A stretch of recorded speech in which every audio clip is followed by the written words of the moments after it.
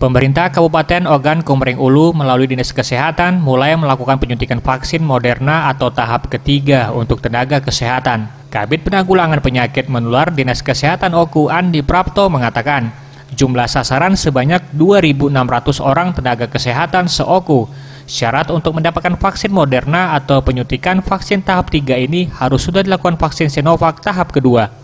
Untuk vaksin Moderna ini ketersediaannya sudah ada di Oku. Sebagian sudah didistribusikan ke fasilitas kesehatan yang sebelumnya sudah mengajukan permintaan ke Dinas Kesehatan dan sebagian lagi masih disimpan di gudang obat Dinas Kesehatan Oku.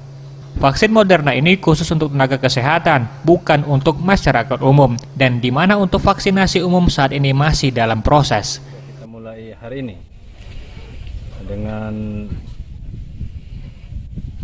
jumlah sasaran sekitar 2.600 orang tenaga kesehatan yang sudah mendapatkan vaksinasi Sinovac 1 dan 2 beberapa waktu yang lalu. Untuk vaksin, alhamdulillah sudah ada di Kabupaten Ogan Komering Ulu. Sebagian sudah didistribusikan ke fasilitas kesehatan yang sudah mengajukan permintaan.